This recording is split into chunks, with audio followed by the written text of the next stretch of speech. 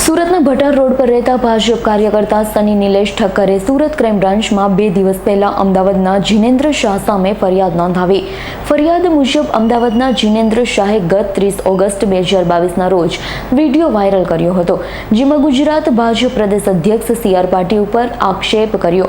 વિધાનસભા ચૂંટણીમાં 80 કરોડ ઉઘરાવી પાર્ટી ફંડમાં જમા કરાવ્યા ન હતા. માત્ર એક ચૂંટણીની રકમ નથી, આવી અનેક ચૂંટણીમાં પાટીલે કરેલા કૌભાંડ કર્યા હશે તેની રજૂઆત કરવાની સાથે ભાજપ અને સી.આર. પાટીલ વિરુદ્ધ અપશબ્દ બદનક્ષી થાય તેવા શબ્દો ઉચ્ચાર્યા. આ સાથે જ 80 કરોડમાંથી પાટીલ પાસે જીનેન્દ્ર શાહે 8 કરોડની ખંડણી માંગી હોવાનો આક્ષેપ સાથે ક્રાઇમ બ્રાન્ચમાં ફરિયાદ નોંધાવાઈ હતી. ફરિયાદના આધારે તાત્કાલિક ક્રાઇમ બ્રાન્ચે તપાસ હાથ ધરી અમદાવાદના જીનેન્દ્ર શાહને ઝડપી પાડ્યો. ક્રાઇમ બ્રાન્ચે આરોપી જીનેન્દ્ર શાહને કોર્ટમાં રજૂ કર્યો ત્યારે ખબર પડી કે આ ગુનામાં ક્રાઇમ બ્રાન્ચે 2 દિવસ પહેલા ફરિયાદ નોંધી હતી. બીજી તરફ કોર્ટે આરોપીના 3 દિવસના रिमाइंड मंजूर किया. ब्यूरो रिपोर्ट S9 न्यूज सूरत.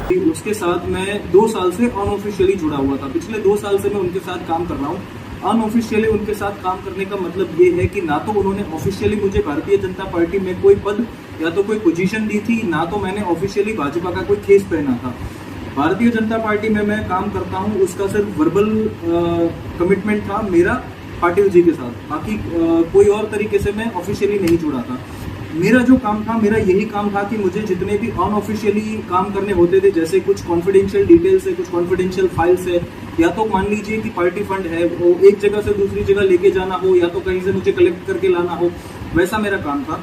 चुनाव के समय पे, इस 2022 के गुजरात के चुनाव के समय पे भारतीय जनता पार्टी के प्रदेश अध्यक्ष सी.आर. पाटिल जी ने मुझे काम दिया था कि जितना हो सके उतना पार्टी फंड इकट्ठा करो. इस बार का जो चुनाव है वो काफी गंभीर चुनाव होने वाला है और इस बार के चुनाव में पार्टी को फंड की सबसे ज्यादा जरूरत है. उन्होंने मुझे ये कमिटमेंट किया था कि जितना तुम फंड मेरे पास इकट्ठा करके लेके आओगे उसमें से 10% में तुम्हें कमीशन दूंगा. जुलाई महीने से लेकर के 2022 जुलाई से लेकर के 2022 सितंबर तक मैंने सी.आर. पाटिल जी को पार्टी फंड के नाम पे 80 करोड़ रुपए इकट्ठा करके दिए. 80 करोड़ रुपए में से मेरा जो अगर 10% के हिसाब से अगर कमीशन गिना जाए तो वो कमीशन होता है 8 करोड़ रुपए. चलिए एक टाइम के लिए वो 8 करोड़ रुपए की बात हम छोड़ देते हैं. वो 80 करोड़ रुपए मैंने उनको जमा करके दिए. जब चुनाव का वक्त आया तो चुनाव के वक्त पे भी मेरे जैसे जो अनऑफिशियली भाजपा के साथ जुड़े हुए लोग हैं, या तो मैं डायरेक्ट अगर टू बी प्रिसाइज बात करूं कि जितने लोग अनऑफिशियली सी.आर. पाटिल जी के लिए काम करते हैं उतने लोगों को इलेक्शन के टाइम पे ये ड्यूटी दी गई थी. हर एक व्यक्ति को एक वोटिंग बूथ अलॉट करवाया गया था कि वो वोटिंग बूथ पर जाकर के आपको वोट मोबिलाइज करवाने हैं. जितने व्यक्ति वोटिंग करने के लिए आते हैं उन सभी व्यक्तियों को आपको ये सुनिश्चित करना है कि वो अंदर जाकर के भारतीय जनता पार्टी के ही जो प्रत्याशी है उनको ही वोट दे. बाहर जैसे ही वो वोटिंग करके आते हैं उनको आप पर व्यक्ति प्रति वोटर आपको 2000 रुपए दे देने हैं. मैंने भी मुझे जो वोटिंग बूथ अलॉट करवाया गया था वो वोटिंग बूथ पर मैंने सेकंड फेज में 5 तारीख को मैंने पर्सनली 60 लाख रुपए यानी कि 30,000 लोगों को मैंने पर पर्सन 2-2 हजार रुपए मैंने इलेक्शन के दिन पे दिए थे. 30,000 वोट मैंने खुद अपने हाथ से मोबिलाइज करवाए थे. माफ कीजिएगा. चुनाव खत्म हो गया. चुनाव खत्म होने के बाद अब मैंने मेरा अपना कमिटमेंट निभा दिया. मेरी जो ड्यूटी थी, मेरा जो काम था वो फंड जमा करना था, फंड इकट्ठा करके पार्टी को देना था, वोट मोबिलाइज करवाना था. तो मैंने अपना काम करके दिया. अब जब सी.आर. पाटिल जी की बारी थी कि अब उन्होंने अपना कमिटमेंट निभाना था, अब उनका ये था कि इस बार हमारी बातचीत हुई थी कि जैसे ही चुनाव खत्म होता है, मैं पिछले 2 साल से इस तरीके से भारतीय जनता पार्टी के साथ जुड़ा हुआ हूं और मैं हर बार उनको रिक्वेस्ट कर रहा था कि सर अब आप मुझे ऑफिशियली कोई पोजीशन दीजिए. उन्होंने मुझे कहा था कि अगर 2022 चुनाव में अगर तुम अच्छा काम करते हो, अगर अच्छी तरीके से तुम काम करते हो तो मैं 2022 के चुनाव के बाद मैं तुम्हें भारतीय जनता पार्टी में तुम्हें रिकॉग्नाइज लोग करे इस तरीके से मैं तुम्हें एक अच्छी पोजीशन दूंगा. वो पोजीशन देने की जब बात आई तो उन्होंने सरेआम मना कर दिया. उन्होंने कहा कि नहीं, अभी तुम उतने कैपेबल नहीं हो कि तुम्हें कोई पोजीशन दी जाए, अभी तुम्हारा वक्त नहीं हुआ, अभी तुम्हें बहुत कुछ सीखना है. मैंने कहा ठीक है, कोई दिक्कत नहीं, मेरे हिस्से का जो कमीशन निकलता है वो कमीशन मुझे दे दीजिए. तो कमीशन के लिए उन्होंने मुझे 3 महीने तक लटका के रखा. जब भी मैं उनको कमीशन के बारे में फोन करता था, मैं उनको फोन करके बताता कि सर मुझे आप मेरे पैसे दे दीजिए, तो वो बोलते थे कि ठीक है मैं आपको कुछ करवाता हूँ, आप 1 महीना रुक जाइए, 15 दिन रुक जाइए, पार्टी में अभी फंड का क्रंच चल रहा है, अभी पार्टी के पास पैसे नहीं है. इस तरीके से होते होते अप्रैल महीना, ये पिछला अप्रैल महीना आ गया. मैं पिछले 4 महीने से पैसों का वेट कर रहा हूं कि आज मुझे मेरा पैसा मिलेगा, कल मुझे मेरा पैसा मिलेगा, लेकिन मुझे पैसा नहीं मिल रहा. दूसरा सबसे बड़ा प्रॉब्लम कि जिन जिन लोगों के पास से इस बार मैंने पार्टी को फंड इकट्ठा करके दिया था उन सभी लोगों को मैंने अपनी जुबान से पार्टी की तरफ से मैंने कुछ ना कुछ कमिटमेंट करे थे कि आपको अगर आपका ये काम करवाना है, आप अभी पार्टी का सहयोग करें, आप अभी पार्टी को फंड दे। चुनाव के बाद जब पार्टी की सरकार बनेगी, जब भारतीय जनता पार्टी की सरकार बनेगी, तो आपका जो भी काम है वो निश्चित रूप से मैं करवा के दूंगा। तो जितने लोगों के पास से मैंने पैसे इकट्ठा करवाए थे, वो सारे लोग अब मेरा गिरबान पकड़ रहे हैं। वो हमें बोल रहे हैं कि या तो आप हमें हमारा पैसा वापस करिए या तो आप हमारा काम करवाइए। इन सब चीजों को लेकर के मैं पिछले कई दिनों से मैं परेशान था। 17 अप्रैल को मैंने सीआर पाटिल साहब को फोन किया। फोन करके मैंने उनसे कहा कि सर मुझे आपसे मिलना है, मुझे आपका एक आवश्यक काम है। उन्होंने कहा ठीक है कोई बात नहीं, आप 18 तारीख यानी कि दूसरे दिन मुझे मिलने गांधीनगर आ जाओ। गांधीनगर में उनका जो निवास है सेक्टर नंबर 9 बंगला नंबर 42, वहां पे मैं उनको मिलने गया। दोपहर को 3 बजे उन्होंने मुझे मिलने बुलाया था। 3 बजे मैं वहां पे पहुंचा। 7:30 बजे तक उन्होंने मुझे बेवजह वहां पे बिठा के रखा। 4.5 घंटे उन्होंने मुझे वहां पे बिठा के रखा। ना किसी ने मुझे पानी के लिए पूछा, ना किसी ने मुझे चाय के लिए पूछा, कोई बात नहीं। वहां पे वो अंदर फ्री बैठे थे। दूसरे लोग जो दूसरे क्षेत्र से उनसे मिलने के लिए आ रहे थे वो उनसे मिल रहे थे, उनके साथ फोटो खिंचवा रहे थे, उनके साथ बातचीत कर रहे थे, वो सब हो रहा था। लेकिन मुझे वो इग्नोर कर रहे थे। थोड़ा बहुत मुझे समझ में आ गया था कि अब यहाँ से जो है वो मेरा इस्तेमाल करके मुझे छोड़ा जा चुका है। लेकिन फिर भी मैंने सोचा कि नहीं, एक बार उनके साथ बातचीत तो करके देखते क्या इसका रिजल्ट निकलता है। 7:30 बजे के आसपास साहब ने मुझे अंदर मिलने के लिए बुलाया। जैसे ही मैं अंदर गया, उन्होंने एकदम रूड तरीके से, एकदम ही इस आवाज में मेरे साथ बात करी कि मुझे पहले तो वही समझ में नहीं आया कि मेरे साथ इस तरीके से वो क्यों बात कर रहे हैं। सीधा उन्होंने अंदर जाकर, मैं जैसे ही उनके पास जाके बैठा, उन्होंने पूछा कि बोलो क्या काम है तुम्हें।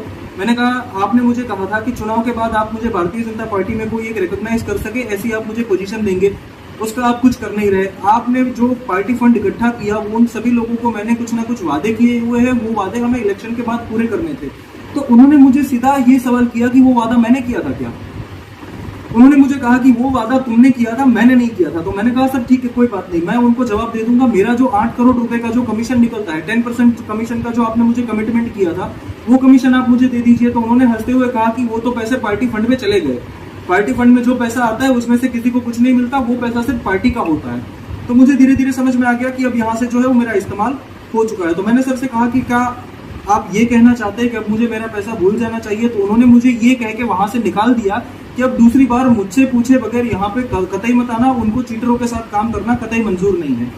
मैंने कहा ठीक है सर कोई दिक्कत नहीं, चीटिंग मैंने आपके साथ नहीं करी, चीटिंग आपने मेरे साथ करी है। और आप एक बात का याद रखिएगा कि इस बात को लेकर के मैं शांत नहीं बैठूंगा। मैं मीडिया में इसके सामने सवाल उठाऊंगा, आपके सामने मैं हाईकमांड में कंप्लेन करूंगा, मैं कोर्ट में भी जाऊंगा। हर जगह पे मैं जाके मैं आपका ये जो आपने जो मेरे साथ ये फ्रॉड किया है उसका मैं पर्दाफाश करूंगा। उन्होंने कहा कि ठीक है तुमसे जो होता है वो तुम कर लेना। मैं वहां से निकल गया, मैं वापस अपने घर आ गया।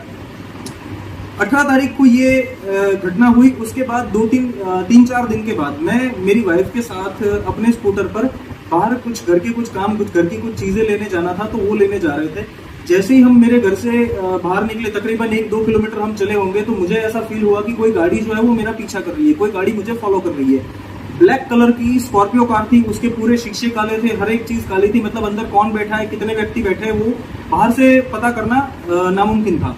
नंबर प्लेट आगे पीछे किसी भी तरफ नहीं लगी हुई थी। मैंने अपने स्कूटर के शीशे में देखा, मुझे लगा कि वो गाड़ी मुझे फॉलो कर रही है, तो मैंने अपना स्कूटर जो है वो मैंने साइड में लगा दिया, ये सोच के कि अगर वो एक्चुअल में मुझे फॉलो कर रहे होंगे तो वो भी रुक जाएंगे, अदरवाइज वो निकल जाएंगे। तो मैं इस बात की संतुष्टि करके फिर मैं आगे चलूंगा। तो जैसे ही मैंने अपना स्कूटर साइड में रोक दिया, तो मेरे आगे पीछे दोनों तरफ एक गाड़ी आके रुक गई। यानी कि मैं भी भ्रमित हो गया था। मुझे लग रहा था कि एक गाड़ी फॉलो कर रही है, लेकिन दरअसल वो 2 गाड़ी आती।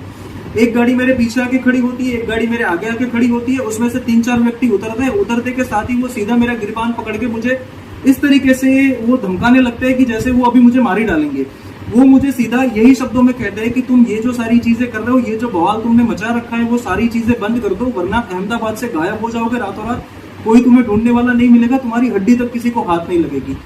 दूसरी बात कि मुझे धमकाने के बाद उन्होंने, उसमें से एक व्यक्ति था जिसने सीधा मेरी वाइफ की तरफ उंगली करके इशारा करके कहा कि एक बात का और याद रखना कि तुम 24 घंटा तुम्हारी बीवी के साथ नहीं घूमते हो, बाकी तुम खुद समझदार हो। मैंने कहा ठीक है, हाथ जोड़ से मैंने उनको तभी फिलहाल हाथ जोड़ के मैंने माफी मांगी कि ठीक है मैं अब ऐसा कुछ नहीं करूंगा, आप हमें जाने दीजिए। वो हमें धमकाने के बाद वहां से चले गए। मैं मेरी वाइफ को लेकर के घर आया और मुझे लगा कि अब ये जो समस्या है, अब जो ये पानी है वो सर से ऊपर जा रहा है। मैं इस बात को लेकर के मैंने पुलिस की मदद लेने की कोशिश करी। तो सीधी सी बात है, गुजरात में भारतीय जनता पार्टी की सरकार है, तो पुलिस तो इसमें मदद करने वाली नहीं है। पुलिस के लिए तो यही है कि अगर आप सरकार में बैठे हो तो आप चोर नहीं हो, अगर आप विपक्ष में हो तो आप चोर हो। तो पुलिस का तो यही काम है, मैं इसमें पुलिस को दोष नहीं देना चाहता। मीडिया के पास में गया, चैनल का मैं नाम नहीं लूंगा, लेकिन एक जानी मानी वरिष्ठ पत्रकार है गुजरात की, मैं उनके पास गया। उनके पास जाकर के मैंने ये सारी बात बताई, सारी बात मैंने उनको विस्तार से बताई। मैंने उनको प्रूफ दिखाए कि ये देखिए मेरे पास इतने इतने प्रूफ है, सीआर पाटिल जी ने मेरे साथ 80 करोड़ रुपए का घोटाला किया। अब ऊपर से मैं जब उनके खिलाफ आवाज उठाने की कोशिश कर रहा हूं तो मुझे मौत की धमकियां दे, मुझे मारने की धमकी दे रहे हैं, मेरी बीवी को बलात्कार की धमकी दे रहे हैं, तो ये चीज गलत है। तो उन्होंने कहा ठीक है कोई बात नहीं, हम इसके ऊपर एक्शन लेंगे। उस दिन उन्होंने जोश में आकर के मेरा जो इंटरव्यू है वो रिकॉर्ड कर लिया। मेरा इंटरव्यू रिकॉर्ड करने के बाद उन्होंने मुझे कहा कि ठीक है आपका ये जो इंटरव्यू है वो हम आज रात में लाइव चला देंगे, वो आज हम हमारी चैनल पे चला देंगे। मैंने कहा ठीक है कोई बात नहीं। वो रात उन्होंने नहीं चलाया। उन्होंने मुझे ये वजह दी कि उनकी टीम जो है वो इस विषय पे कुछ रिसर्च कर रही है। जितनी जगह जितनी बार मैं सीआर पाटिल जी को मिला था तो मेरे पास हर बार का ऑडियो रिकॉर्डिंग भी है, तो वो मैंने उनको सुनाया था। लेकिन उनका कहना ये था कि अगर कहीं से सीसीटीवी फुटेज वगैरह उनको मिल जाते तो हमारा जो केस है वो स्ट्रांग हो जाता। 1-2 दिन तक उन्होंने भी मुझे ऐसे टाइम पास करते रहे, 1-2 दिन तक उन्होंने मुझे लटका के रखा, और आखिर में एक दिन उनका मुझे फोन आता है। फोन करके वो मुझे कहते हैं कि देखिए जिनेंद्र जी, आप जो बात कर रहे हो वो बात सही है, वो आपका जो मुद्दा है वो मुद्दा गलत नहीं है, आपकी जो बात है वो बात गलत नहीं है, लेकिन ये है कि अगर इस बात को हम प्रूफ नहीं कर पाए तो सीआर पाटिल जी आपके ऊपर तो केस करेंगे ही करेंगे, वो मेरे ऊपर भी डिफेमेशन का केस कर देंगे। तो उन्होंने भी मेरी जो बात है वो मीडिया में चलाने से इनकार कर दिया। अब मेरा जो ये सवाल है वो भारत की जनता से ये सवाल है कि अगर आपके साथ अन्याय होता है तो आप कहां पे आवाज उठाएंगे? ना आपकी मदद सरकार कर रही है, ना आपकी मदद प्रशासन कर रहा है। भारतीय जनता पार्टी और भारतीय जनता पार्टी के गुंडे इस प्रकार से भ्रष्टाचार किए जा रहे हैं, लोगों को वो त्रस्त किए जा रहे हैं, लोगों को चूस के, लोगों की खून पसीने की जो कमाई होती है उसको वो लोग चूसे जा रहे हैं। जब उनके खिलाफ आवाज उठाने के लिए कोई खड़ा होता है तो उसको दबाया जाता है, उसको मौत की धमकी दे दी जाती है, उसके परिवार में बहू बेटियों को बलात्कार की धमकी दी जाती है। मीडिया, जिसका आप ये कहते हैं कि हमारे देश की लोकशाही का, लोकतंत्र का चौथा अविभाज्य अंग है, अगर आप भी डिफेमेशन के केस से डर के, अगर किसी व्यक्ति के साथ अन्याय हुआ है उसके खिलाफ अगर आप आवाज नहीं उठाएंगे तो इस देश की जनता आखिर न्याय मांगने के लिए जाएगी कहां? ये मेरा सवाल आप सभी से है। मैं आप सबसे हाथ जोड़ के विनती करता हूं कि ये वीडियो आप अपने पूरे परिवार के साथ देखें, जितना हो सके उतने लोगों के साथ आप इस वीडियो को शेयर करिए। आप इस वीडियो को इतना फैलाइए कि भारतीय जनता पार्टी की हाईकमांड इस बात के लिए मजबूर हो जाए कि उनको सीआर पाटिल के खिलाफ एक्शन लेनी पड़े। गुजरात में कुछ दिनों पहले एक किस्सा हुआ था। गुजरात में एक युवा है, मेरी तरह एक व्यक्ति है, युवराज सिंह, जिन्होंने गुजरात में जितने पेपर कांड हुए, जितने डमी कांड हुए थे, जिसमें जो विद्यार्थी थे, जो गुजरात के जो स्टूडेंट से पेपर लीक हो रहे थे, उन सबके खिलाफ आवाज उठाई उन्होंने, तो उनके खिलाफ झूठा केस बना के आज उनको जेल में बंद कर दिया। आज उनकी बात सुनने के लिए कोई तैयार नहीं है। तो इस देश में ये क्या हो रहा है? भारतीय जनता पार्टी की सरकार है, लेकिन इस तरीके से उन्होंने माहौल बना रखा है कि यहाँ पे लोकशाही नहीं, यहाँ पे सरमुख हथियारशाही चल रही है। तो अगर इस तरीके से ही चलाना है तो या तो आप सरमुख हथियारशाही आप डिक्लेयर कर दीजिए, या तो आप लोकशाही को बर्बाद करना बंद कीजिए। मैं आपको एक प्रूफ दिखाता हूं।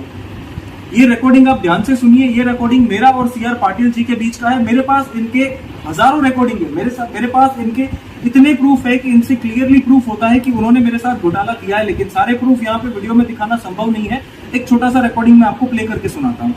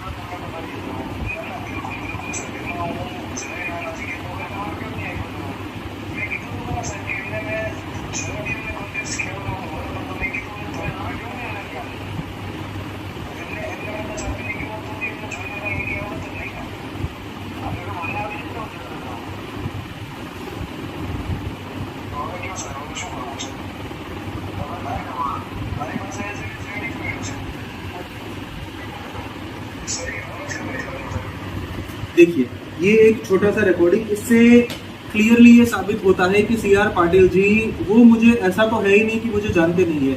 मैंने जो बात करी कि जिस पत्रकार के पास मैं गया था, जिस वरिष्ठ पत्रकार जिन्होंने डिफेमेशन के केस की धमकी की वजह से, डिफेमेशन के डर की वजह से मेरे साथ जो ये अन्याय हुआ है उसके खिलाफ आवाज उठाने से उन्होंने अपने कदम पीछे हटा लिए।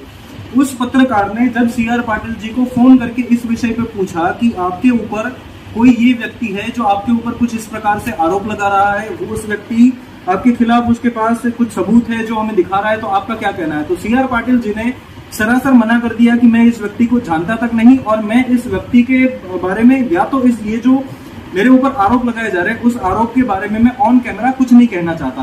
तो मैं सी आर पाटिल जी आपसे एक सवाल करता हूं कि अगर आप मुझे जानते नहीं तो आपने मुझे फोन क्यों किए?